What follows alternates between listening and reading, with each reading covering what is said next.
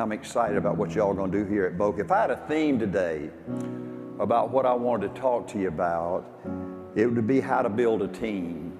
Now first let's think about what is a team. A team is one. It's a oneness. It's everybody has one heartbeat. Everybody on the same page. Now the first step to building a team is you got to lead with your heart. What is leading with your heart? Leading with your heart is following your instincts, following your gut, not your head.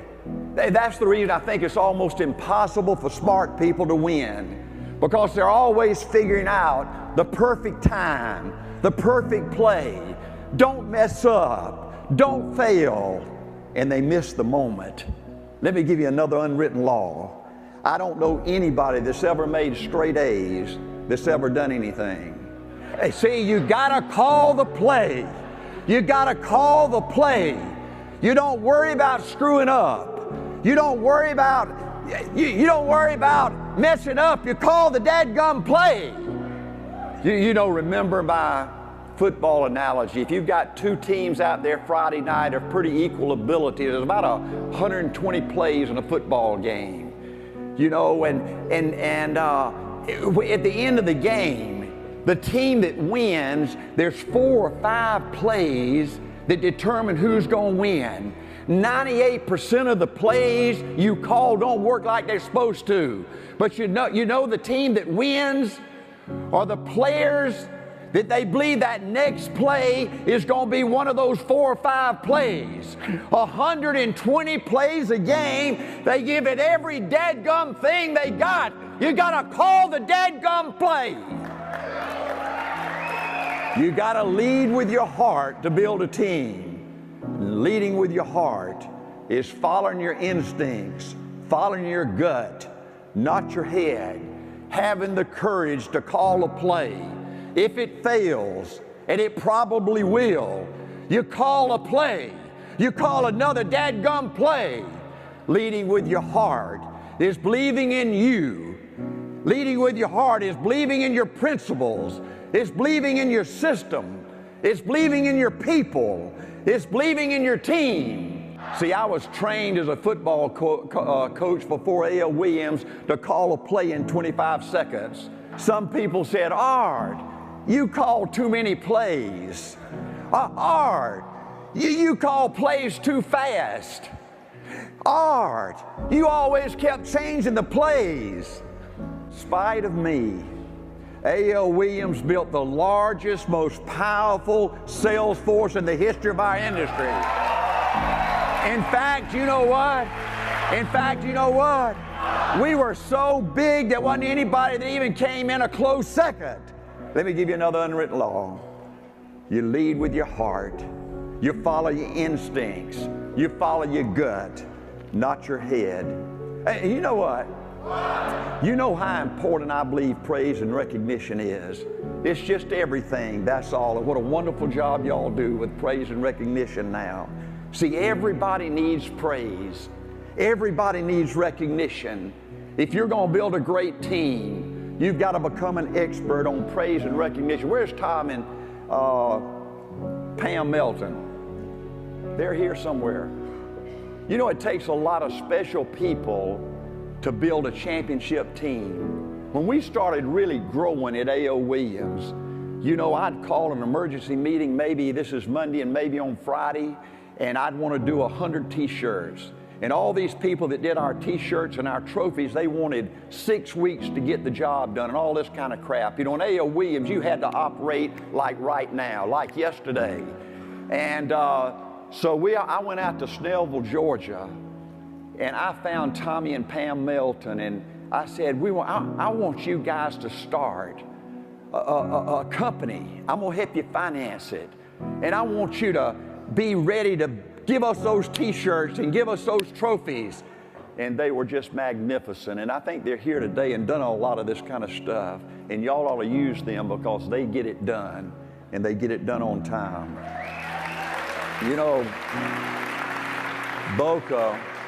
Boca is an unbelievably special place for all of us A.O. Williams people. It was here in Boca in 1984 that we celebrated our first national championship, right over there by the swimming pool in that old meeting room. We dropped balloons from the ceilings with $100 in it, you know, just like they did at the Republican and Democratic conventions this year. We gave dozens of Rolex watches out with 1984 national champions on the face of the watch. We had the NSDs dress up in football uniforms, the Ys dress up as cheerleaders, and we celebrated a historic victory. But you know what? The life insurance industry said, we didn't even know we had a national championship. But you know what? They knew it in 1984. They knew it after we got through in Boca. A.L. Williams brought a different kind of competition to this industry. We started a dadgum war. A.L. Williams said here as we left Boca, we dare you, Prudential. We dare you, New York Life, to see if you can take it back. We don't think you're good enough. We don't think you're tough enough to ever be number one again. And you know what? You know what? A.L. Williams won 7 straight national championships. To build a national championship team, you got to build with people that can still dream, that can still believe, that can still hope, that are still willing to compete. See, most people in our country today, and just back then too, that have been so beat up, so put down, that they've just given up on their dream. Let me talk to you a minute about those original 85 people. All those original 85 people that founded this company were all coaches, or they had played on a team. And A.L. Williams turned life insurance into a game. See, A.L. Williams didn't know anything about business. We didn't have any MBAs. We didn't have any professional salespeople. We didn't understand business plans. We didn't understand budgets. But those early A.L. Williams pioneers, they understood putting on a termite uniform. They understood hitting anything in the wrong color jerseys. Those early A.L. Williams people understood what it was like to get screwed, but they also understood what it was like to get even. We were a team. We were together. We cared about each other. At A.L. Williams, we created a bubble that was so positive it was unbelievable. We were together. We were in that foxhole together. We were going to fight for you. We were going to protect you. There was a special kind of spirit in A.L. Williams. We didn't just like it, we loved it. We believed to win. You had to have what I call that Friday night feeling. You had to be so excited you were just about to mess in your pants. See, people won't follow or believe in a negative, dull, disillusioned, dadgum crybaby. See, we believe that everybody wanted to be somebody. Everybody that's ever been born on this earth, they want to be somebody. And we believed as a leader in leading your team, it was your responsibility, no matter how hurt these people were, to reach inside of them, to grab their heart, to help them believe in them again, to believe that there's somebody special again, to believe that we're put on this earth to do something important again, to build a great team. It begins with you, the leader. You've got to become a magnet where people are drawn to you like bees to honey. The most asked question I get even today in A.L. Williams, we sell the coach book up at this little inn and spa in Highlands, North Carolina that Angela and I own. And the most asked question I get today, 22 years after I retired, is, Art, how did you do it? How did those 85 people do it?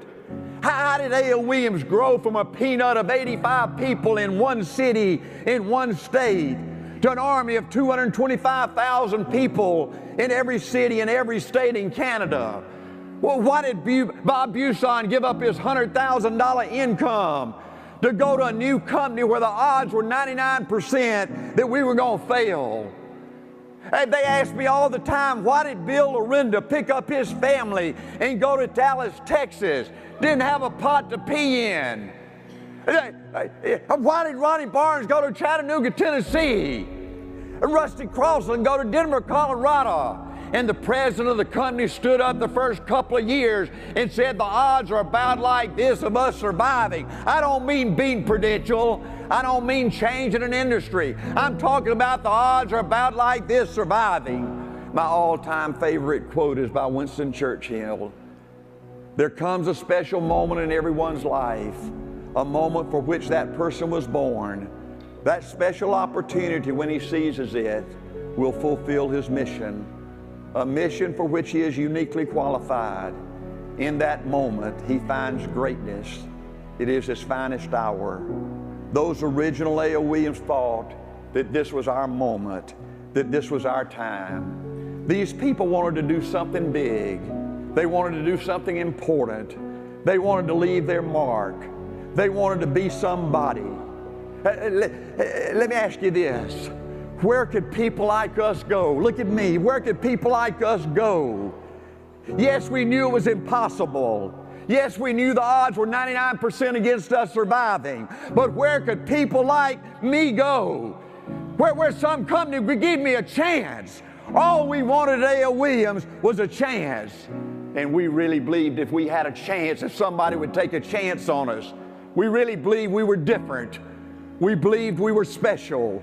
We believed that one day we would change the thinking of the largest industry in the world.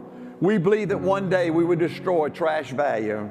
We believed that one day our leaders would become among the most successful in American business. We believed that one day we would take our people to all the great places of the world. Those original A.O. Williams people were big dreamers. They were big thinkers. They were big doers. Let me tell you about big. Big is Larry Waddell taking his wife and 2 boys, picking them up in Atlanta, Georgia, and moving to Greensboro, North Carolina. Didn't have any money, didn't have any financial security. His 9th month as an RVP, his base shop was doing $100,000. But during those 9 months, he had produced a first-generation RVP named Joe Covington, that when Larry Waddell did a base that month of $90,000, Joe Covington did $60,000. Ultimately, Larry Waddell produced 100 first-generation RVPs. That's big. Big is Bob Buson building a team all over the United States and Canada of over 900 RVPs. Big is Mike Sharp building a team that produces over $4 million a month in premium. Big is Greg Fitzpatrick when we're moving into Canada, taking an A.O. Williams, being an A.O. Williams leader that goes into Canada to help us open up Canada, and we could only pay those original people 4.5%. Didn't even cover his expenses, but he went up there for 1 year, 1 week, every month, losing money, but wanting to build a team, wanting to help us pioneer new territory. Today he has 50 RVPs in Canada. Big is Kip Ridley for 1 year, running a $200,000 base shop, and that very same year producing 4 first-generation RVPs. Big is Dick Walker, becoming an NSD by producing 10 first-generation RVPs that do $20,000 each in 1 month. Big is John Rourke and Nick Elise, building a team that's always in the top 100 in A.O. Williams. Fantastic examples of saving your money and becoming financially independent. They became financially independent. They could retire, do anything they wanted to.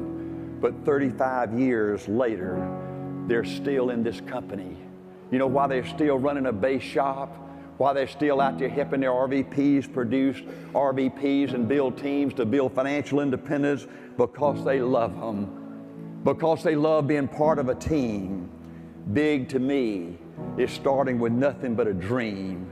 Starting with nothing but a dream. But just being part of a group of people that you can count on, that you love going to war with. And one day, that team kicking Prudential's butt. To build a big team, you gotta have a crusade. And what a crusade y'all have today. You gotta have a crusade. You gotta have a cause to fight for. At A.O. Williams, we were crusaders first.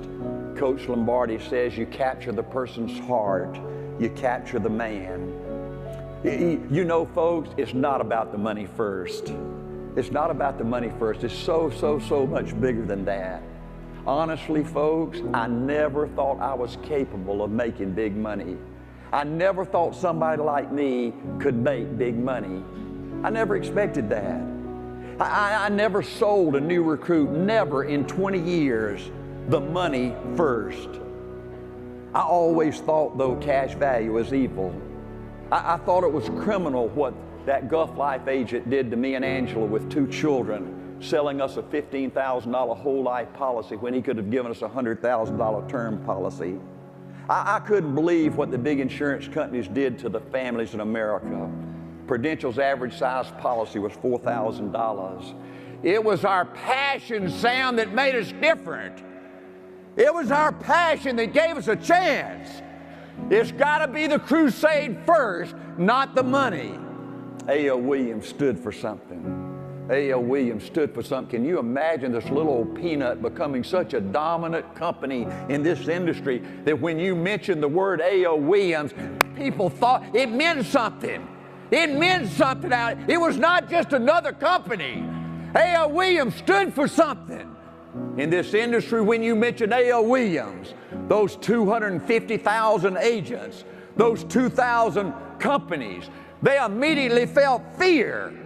They immediately felt intimidation. They didn't know where. They didn't know when. But they knew we were out there. They knew that someday, somewhere, if they sold a trash value policy, A.L. Williams was going to show up. And it was going to get ugly. It was going to get ugly. We didn't want to destroy the company. We didn't want to be nice. We wanted to destroy those jokers. Put that towel down, John. Let me tell you something. The harder they fought, honestly, Mike, the harder they fought. They were so stupid. They should have been nice. They should have just gave up. But the harder they fought, the nastier they were, the more they tried to put us out of business, the more we loved it. The more we loved it. See, we didn't love. Hey.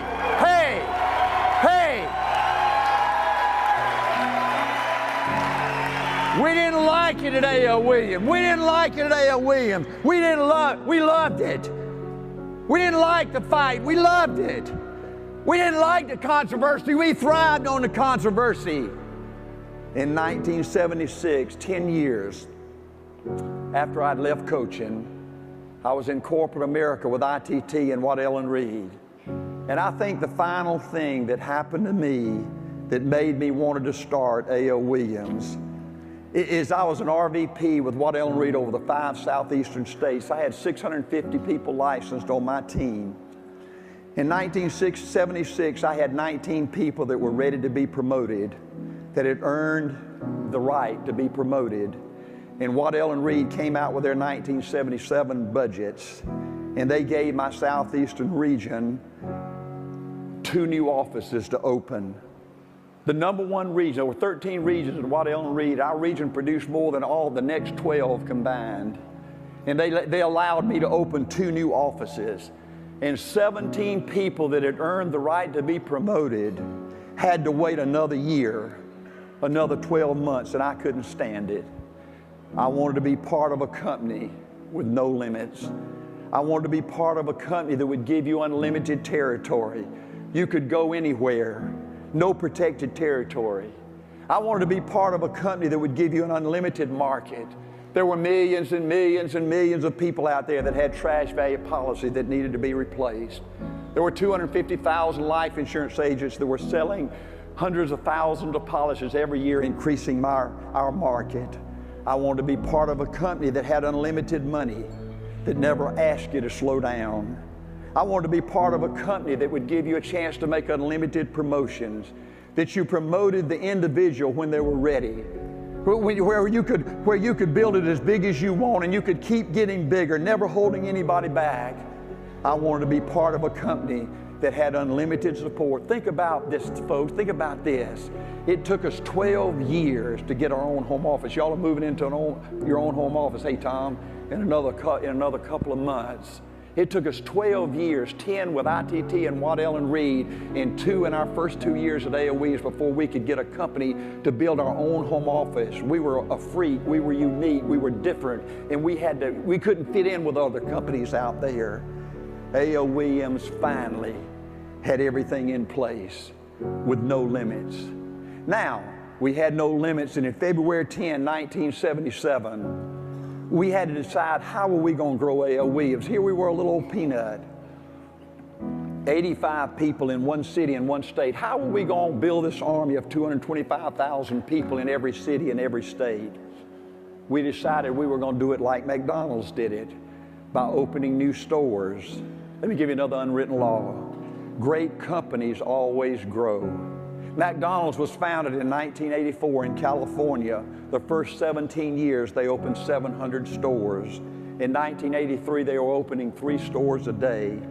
In 2012, they had 33,000 stores all over the world. To grow, Primerica's got to open new stores. I had lunch this past year, a few months ago, with Truett Cathy, the founder of Chick-fil-A. He founded Chick-fil-A in Atlanta, Georgia in the early 1960s. For 10 years, he only had 1 store. Today, he has 1,400 stores, and he's worth $4 billion. We decided at A.O. Williams that we were going to expand by the magic of multiplication. Let me give you this example of addition versus multiplication. Let's say you are the only RVP, Cheryl, on your team that produces RVPs, and you go out and produce 3 RVPs. Then you do that 10 times. That 10th generation RVP will give you a total of 30. But if you're giving other people a chance to build a team, to have the same unlimited opportunity you have, you go build 3, Cheryl, and you help them build 3. You go build 3, help them build a team of 3, and you do that times 10. Through 10 generations, you would have 59,000 RVPs. That's 30 versus 59,000. If those organizations did $10,000 in premium a month, by addition, you would produce $300,000 a month in premium. But if you did it by multiplication, it would be $590 million a month in premium. That's magic. Ain't that magic? In 1977, the original A.O. Williams plan for growth and expansion was for you to become an RVP, you to produce 7 to 10 RVPs, and you help your RVPs build a team of 7 to 10 RVPs. Let's look at the magic of multiplication again. You produce 7, but you're the only person that produces RVPs. So you do that through 3 generations. That gives you 21, a team of 21. But if you give your people the same unlimited opportunity you have, you produce 7, and then they go out and produce 7. You do that through 3 generations. That's 343 RVPs. So addition is 21. They do $10,000 a month. That's $210,000 a month. But if you build a team of 343 that do 10,000, that's $3.4 million a month. That's magic. You want to know how A.O. Williams built an army? You want to know how A.O. Williams spread out all over the United States? Had an office in every city and every town, even Cairo, Georgia, had an A.O. Williams office. We did it by multiplication. And as you see, I believe the only way to build successful RVPs is to build strong base shops. You know, for some reason, some of you new people think A.O. Williams, we didn't have strong base shops. You got little old bitty base shops today compared to what our people did. It's just pitiful when I look at some of your numbers. See, at A.O. Williams, we believe the only way to build RVPs was to have strong base shops. See, we looked at our base shops different, though. We thought our base shops were RVP factories. See, our base shops were supposed to produce RVPs, not sales. We were not the sales business. We built people, not sales. See, A.O. Williams had high standards for its base shops. Not these piddling little old things y'all build. I was looking at the A.O. Williams Way in 1985. I wrote the A.O. Williams Way in 1985. Let me tell you what the target was for our base shops. Poor job for life insurance sales was 15 and below. A so-so job was 16 to 29. A good job was 31 to 49. An excellent job was 50 or more. The target RVP base shop income we gave people, we said to make a good living, you need to have 5 direct legs to you. A direct leg is a team that's doing 5 to 10 sales. You need 5 of those direct to you just to make a good living. To make a great living, you need 10 directs. To build it big time, you need 20 direct legs. A.L. Williams believes strong base shop produces strong RVPs. Mary Walker, Tom Safford, Lawrence Walker, join me on the stage, please, for a second.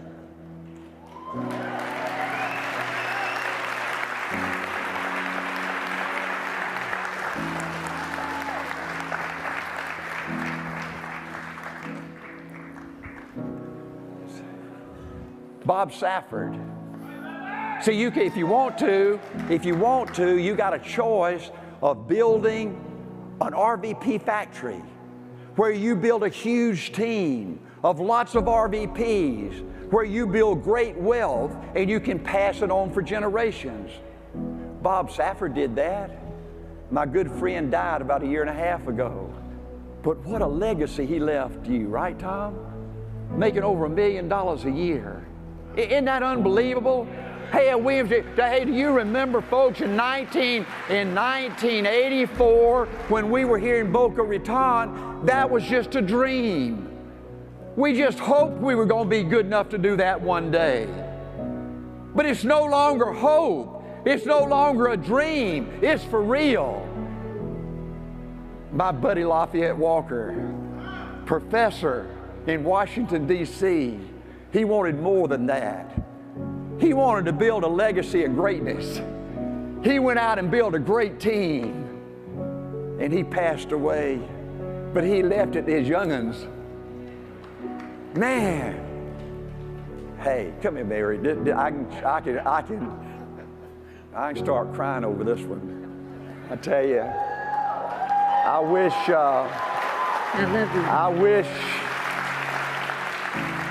y'all could have known Randall Walker. Randall and Mary Walker, in my mind, there were millions of us in A.O. Williams. We recruited millions. I only got 225,000 licensed. But before you think that's too little, think about what y'all worked that down to. But you know what? Hey, John, put that towel down. Of all the millions of people that came through A.O. Williams, as I look back, I think Mary and Randall Walker symbolize the goodness of A.O. Williams probably better than any other couple I know. Even when those assholes at Citigroup were trying to run this company. Shut up, John. Mary Walker and them, even when they were up there, didn't know what the crap they were doing, almost destroyed this company. They never believed like they believed. They never fell for their crap. They always lived it like A.O. Williams. They kept doing the best in the world. Randall died a few years ago. I wish you could have known him. He was the best. But he and Mary built something great. And they got a great legacy. And they're going to leave something to Mandy and John one day. Maybe. Right? Love you, gal. Thank you. Thank you, guys. So when you became an RVP in A.O. Williams, you had your own business, your own company. You could make a decision which way you wanted to go, and whichever way you wanted to build it, we were fine with that. To build a team, you got to have competition. To build it big, you got to love to compete. You got to love the toughness. I love what Coach Leahy said, Mike, in the 1940s up at Notre Dame. He called his running backs together, and he said, running backs, you'd rather die at birth than fumble the football at Notre Dame. That's the way we felt at A.O. Williams. We love to compete. Competition is everything. You got to have a scoreboard. If you don't have something to play for, you and your team get tired. You get bored. You give up. February 10, 1977, when we were that little bitty peanut, we got together in Atlanta, Georgia, and we said, who do we want to beat? And we said, who's number one? Who's the most famous company in this industry? The largest industry in the world in 1977 was the life insurance industry. We said, who's number one? Who's the most famous company out there? Who do all the people think's the best company in this industry? And we researched and we found out it was Prudential, and we said, that's who we want. We're going after the best. We're going to knock their ass off. See, you got to always have competition. On your team, you got to always have somebody going for number one. Somebody trying to break a record. Somebody trying to win a promotion. Somebody trying to win a contest. Somebody trying to win a t-shirt. Competition is everything. Now you know what? Angela kissed me goodbye this morning, and she said, Arn, don't go down there and make a fool out of yourself. He said, can't you go down there and just talk like a regular human being? You know, you have to get up there and scream and holler in your face. No, I just can't do it. To build a team, you got to be a winner. You got to be a winner. To build a team, you got to prove to your people that the opportunity is for real. See, folks, at A.L. Williams, we didn't believe in fake it until you make it. See, at A.L. Williams, we didn't believe you needed a big house or a big office or a big car or wearing fancy $1,000 suits, having a Rolex watch. See, you need to keep your expenses low. You can't ever be too low with your expenses. Your personal expenses and your business expenses. You got to live below your means. You got to prepare for crap that happens. Crap's going to happen, right? What do your people need to see you do? What do your people need to see you do to build a championship team? They need to see you always do it first. See, I always had another unwritten law that if one person can do it, then you don't have any excuse. You can do it, right? You ought to be that one person that can do it first. Go prove to your people that it can be done. Always be the best recruiter. Always be the best field trainer. Always be excited. Always be busy. You know the best thing you can show your people is how much money you saved. Folks, I can't tell you the hundreds of part-time people I recruited in this business by showing them my mutual fund statement with $42,000 that I'd saved making part-time at A.L. Williams. I can't tell you the hundreds of people I recruited in this business by showing them my plan of financial independence. To build a championship team, we wanted promotion guidelines that were simple, where everybody could understand easily what they had to do to get to the next promotion. We wanted new recruits to get promotions fast. That's the way you build momentum in your team. Is everybody going after a promotion, everybody going after sales leader, district leader, division leader, regional manager, RVP, SVP, NSD. We wanted every new recruit to see a clear, fast path to RVP. Now, warning, folks, if you rape your people, they will find out eventually and hate you. Example, holding people back from RVP promotions so you can make more money in the pools. See, it was mandatory at A.L. Williams that even though you got your own company within a company, it was mandatory at A.L. Williams. And when I say mandatory, that means your ass is going to be fired if you don't do it. It was mandatory at A.L. Williams that everybody follow the company guidelines. You can never have guidelines tougher than the company. Can you believe anybody would do that kind of crap? I'd can their ass so fast you wouldn't believe it. As an RVP, you have the right to promote early. In fact, you're stupid if you don't make battlefield promotions. Another unwritten law. You want to, John, is that too bad? Another unwritten law. You want to promote people when they have momentum, not wait until they lose momentum. Warning, every RVP follows the company guidelines. Let me tell you something interesting. Folks, I was more than a double stud. I produced 9 first-generation RVPs, 7 original RVPs, plus Bob Safford, plus Bob Miller. 100% of my first generations made it.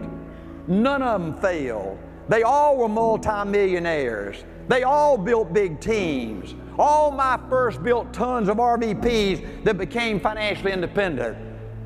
But you know what? 20 years later, the A.O. Williams team, those 10,000 RVPs, 225 licensed people, look like 90% of them were RVPs that were doing $5,000, $10,000, $15,000 base shops.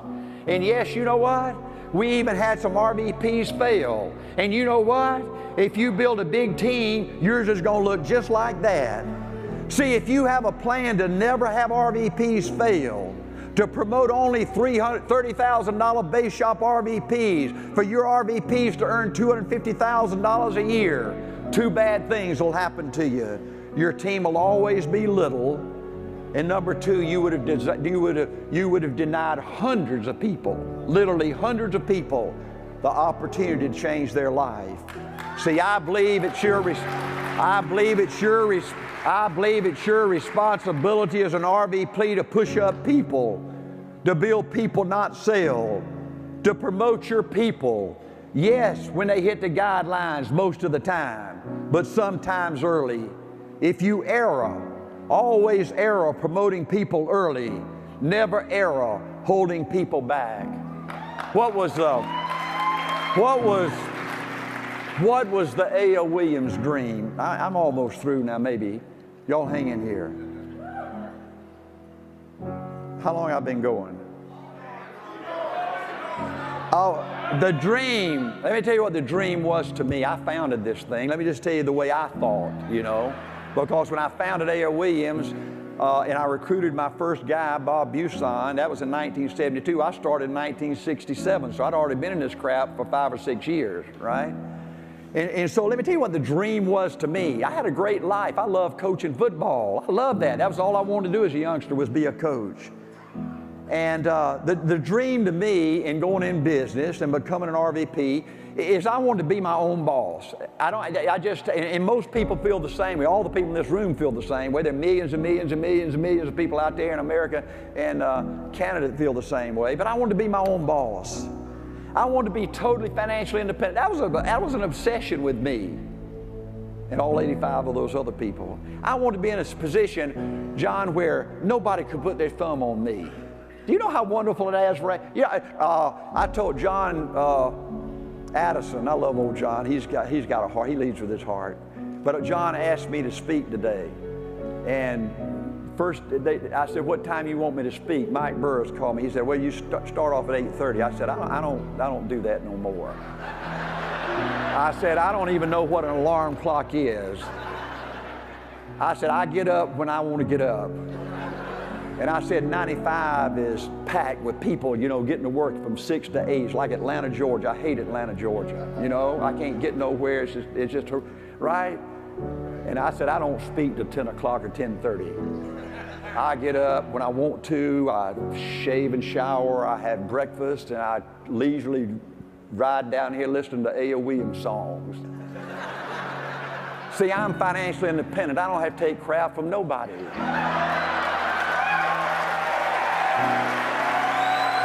See, number 2, the reason, the dream to me was number 1, being my own boss. Number 2, being totally financially independent. Number 3 was to work at something I'm passionate about. That's what life's all about, folks. I still love this stuff. You understand that? Can you imagine me doing this? I don't have to do, I could be, me and Norm were playing golf, and Dave Francis and Bill Arenda. I could be out there right now at Trump International practicing my golf game. But I'm down here talking to you because I love it.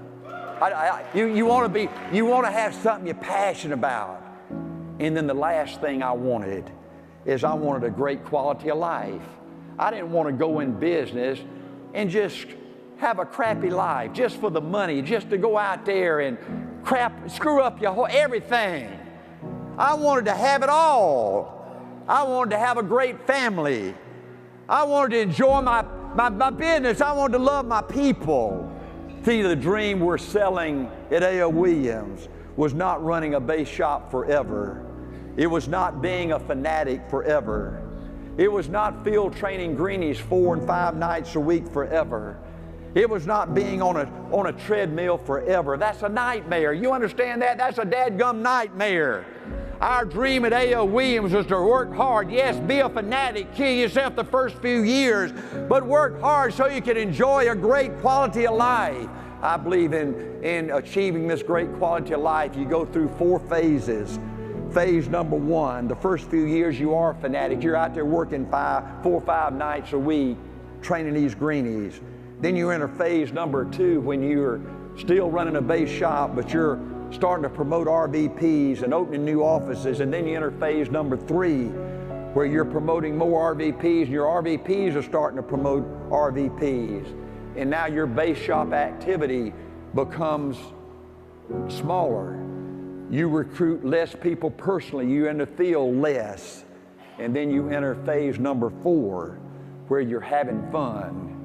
You're traveling around talking to your people, helping them reach that great quality of life. The key to building a successful business is building trusting relationships. Building trusting relationships is everything. This is a relationship business. How do you get people to trust you? How do you get people to love you, to commit to you, to be loyal to you, to give you 100%, to believe in you? Another unwritten law. You get people to trust you by you being there, by you being loyal to them, by you believing in them. But you got to prove it. You got to prove it. Let me give you 3 examples. Bob Miller was the first person I recruited down here in South Florida in Fort Lauderdale. He had gone out and replaced a coaching friend of his cash value policy with a term policy with A.O. Williams. That guy's whole life, guy came back and said, well, if you wanted term, I could sell you term. And he replaced our A.O. Williams policy with his term that was maybe 3 pennies a month cheaper than our term. And I talked to Bob Miller on the phone. He was a little down and whatnot. And I said, Bob, next week I'm going to be in Fort Lauderdale. I want you to call that coach and set up an appointment. And he said, Art, I don't want to do that. This guy's a friend of mine. All I wanted him to do was have term. He's got term now. I'm happy with that. Let's just leave it alone. I said, no, Bob, that ain't right. I said, call that guy up and I want to see him. Bob made an appointment. I flew down to Fort Lauderdale. Bob Miller and I went out and we had a meeting with that guy. And I said, let me tell you something. That ain't right what you did. Bob Miller, your friend, came in here and educated you on buy term and invest the difference. And that asshole that sold you, hush, John, that asshole that sold you cash value policy, now he's going to come back after Bob Miller educated you, and he's going to sell you now a term policy which that asshole should have sold you the first go round, you know, and it just costs us 3 cents a month cheaper. You going to do business with, you got to be kidding me. And you know what? He changed back to the A.O. Williams policy. Hey, he never came full time, but he was an A.O. Williams crusader for the next 20 years. You got to be there with your people when they need you. You got to prove that you're loyal to them, that you believe in them, that you're a stud. I get an emergency call from Mississippi Insurance Department puts us out of business. Headline in every major newspaper, A.O. Williams kicked out of the state. I called Bill Anderson, which was our biggest guy there at the time. I said, Bill, call an emergency meeting of all the A.O. Williams people. I'm coming. I didn't run from that. I jumped on an airplane. We go to a hotel. We have a meeting like this. I said, let me tell you something. We're trying to change an industry. Did you think it was going to be easy? Do you think those jokers were going to roll over and play dead? That's what they're supposed to do. They're supposed to fight. They're supposed to fight dirty. They're supposed to try to put us out of business. This is the way it's supposed to be. But you know what? They ain't going to do it. We're going to knock your ass off. We're going to come back. 2 weeks later, we were back in Mississippi that year. We had the biggest year we ever had. I get a call one day from Ronnie Barnes. Tennessee kicks us out of business for a week. We go up there and we straighten that out. I get a call from Ronnie Barnes a few weeks later. The Better Business Bureau took a full-page ad out in the Chattanooga Times. Said, warning, don't do business with A.O. Williams. Gave an 800 number for you to call, and they'd tell you, we've been outlawed in 98 states and all that kind of crap. I told Ronnie Barnes, I called him up, I said, Ronnie, go get the best lawyer you got in Chattanooga and we'll pay for it, and you tell them we're going to sue their ass. And they backed off in 24 hours. You to build trusting relationships, you gotta be there. You gotta be loyal to your people. You gotta believe in your people. And it ain't good enough to talk it, you gotta show it. Another unwritten law. Before any business activity takes place, you must have a relationship first. You must have their trust first. Let me give you an example. I never made a sale on the first interview. I understand some of you people do that. It's just almost, I can't even comprehend somebody doing something like that, you know? I mean, I was just a football coach. I never had anybody really train me. I sort of trained myself, you know? But I said, you know, I don't want somebody to walk in my house and put pressure on me to buy something and all this kind of crap, you know? I never made a sale for 20 years on the first interview. The purpose of the first interview is to build a relationship. You want to go in there dressed not like an insurance agent, but like a coach, right? And you go in there and you're with his best friend and you're building a relationship, right? He's getting to know you and where you came from and what your principles are and all that. You're building a relationship. And then the second purpose of the first interview is you pick up information. Then you take it home, you analyze it, you prepare a plan, then you go back on the second interview and you make the sale. I don't know any other way to do it. But yeah, it takes more time to build it right. It takes more time to build it right. But it's worth it to build it right the first time. Trusting relationships is everything in every part of your business. Before they buy a life insurance policy, they got to trust you. Before they buy an IRA, they got to trust you. Before they pay $100 to join Primerica, they got to trust you. Before they take off and pay their expenses to go to the convention, they got to trust you. Before they go full time, they got to trust you. Before they make a replacement, they got to trust you. In every single area of your business, trusting relationships is everything. Let me give you an example to take back that'll help you. Write a letter. Write a letter to your people.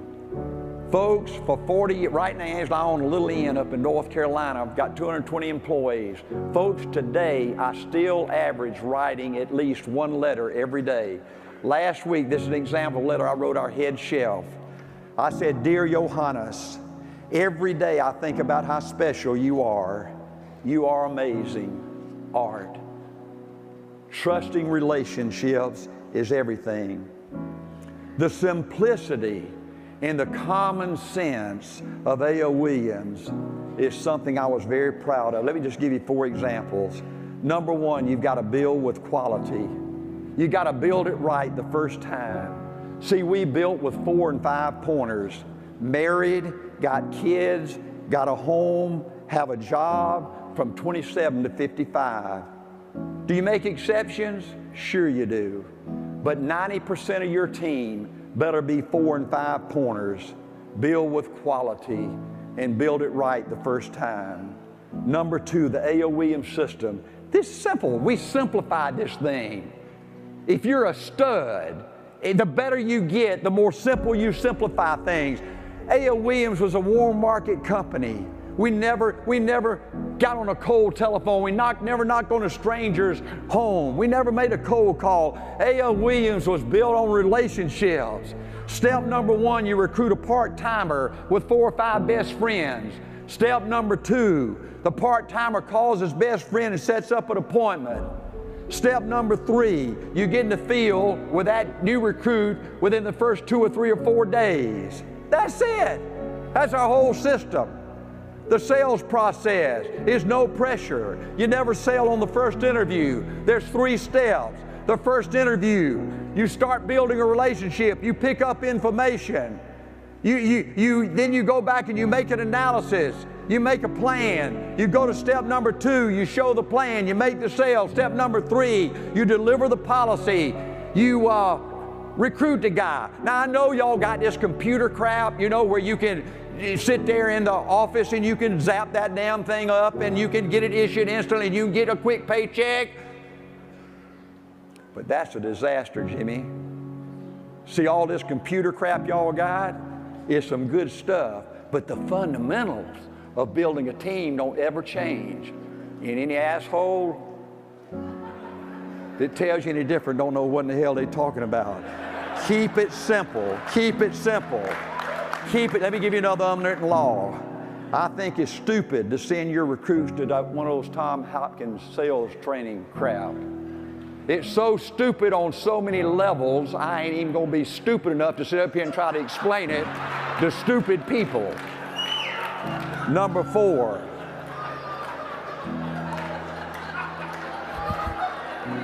Number 4. I told John, 4 times I told John, don't invite me down here. I said, John, I said, I'm going to upset some of your people. But the people I upset needs to have their ass upset. I can tell you that. Number 4. Number 4. Have high standards. Do it right the first. Have high standards. You know, one of the greatest moments in an athlete's life is to get that leather jacket. Ain't that right, Larry? To get that leather jacket. Man, that meant something, right? To get that leather jacket with that K on it, that means you were a stud. All the girls looked at that and just, right? Man, you were a stud. You were part of a team. You were something else. You weren't like all the other students. You wear that leather jacket, though, you got a responsibility, right? You out there drinking and doping and doing bad things, then people that see you with that leather jacket, they think I'm like you. They think you ain't gonna do it. I got this out of the A.O. Williams way. I wrote this in 1985. The A.O. Williams image. A leader must look like a winner, talk like a winner, act like a winner, and be a winner. Dress conservatively. Don't recruit people that got these earrings in their eyelids and nose and tongue. No alcohol served at any A.O. Williams meeting or convention. No excessive offices. We make money in the field, not in the office. No limousines. Y'all know what timeout is with your kids? It's hard to believe, but we had one RVP. I was speaking at a meeting up north somewhere. I won't even tell you who it is or where it was. And all of a sudden, I'm walking into the arena, and this big old long limo pulls up. And some guy steps out that's coming to the meeting. And I put that RVP on timeout. No limousines, flashy cars, and all that crap on company business. You live within your means. You have a good financial image if you're going to be a leader in our company. You got to make money, save money, pay your bills, be a good citizen in your community. No profit for selling anything to your people. Hey, have high standards. As president of A.O. Williams, I've always tried to look dignified. Check out these orange shoes I wore down here today. Have a good personal image. Don't let money and success change you. Remember where you came from. Always be a good, caring person. Have a great family life. Spend time with your family. Take care of your family. Always be positive, a personal example. People respond to things you do and the way you live more than the things you say. Always have the highest standards of honesty and integrity. Be honest and be above board in everything you do. Let me close with this. To be a great leader, to build great teams, you've got to become a great encourager. Another unwritten law, everybody needs somebody to encourage them. Always remember this flashing sign on everybody's chest that you recruit on your team that says, make me feel special, make me feel important, I want to be somebody. Everybody needs somebody to encourage them. Growing up in Cairo, Georgia, I was never great at anything. I was never a great athlete, just pretty good. I was never a great student, just average. I never thought I could make big money. I never thought I could run a big company. In every way, I was pretty average on the outside. But I was blessed to have somebody that was a great encourager in my life. Coach Taylor made me feel special. Coach Taylor made me feel important. Coach Taylor made me feel like, as I was a kid, that one day I was going to do something really important. Coach Taylor was my one hero in life. I'm 71 years old, and I remember it just right now, just like it was yesterday, sitting in that lunchroom, seeing Coach Taylor eat with those other teachers and coaches over there, or out on a basketball court or the football field, and I'd look at him and I'd say, man, if I could ever be good enough to be like him, if I could ever make kids feel special like Coach Taylor makes me and my teammates feel, that's the best thing I could ever do with my life. As a kid growing up, all I ever wanted to do was coach, was to make kids feel special. All I ever wanted to do was be like Coach Taylor. Everybody needs somebody to encourage them. Folks, if you want to build a great team, if you want to really make a difference with your life, if you really want to change people's lives, go be Coach Taylor. I wanted more than anything in the world somebody that knew what they were talking about to tell me exactly what I had to do to win in this business. This was my dadgum life. This wasn't any game. This was serious dadgum business. And I didn't want some sales trainer. I didn't want some motivational speaker blowing a lot of hot air up my butt. And see, I knew that somebody that looked like me and came from where I came from, to do it big, it was going to be ugly, it was going to be tough, it was going to be hard.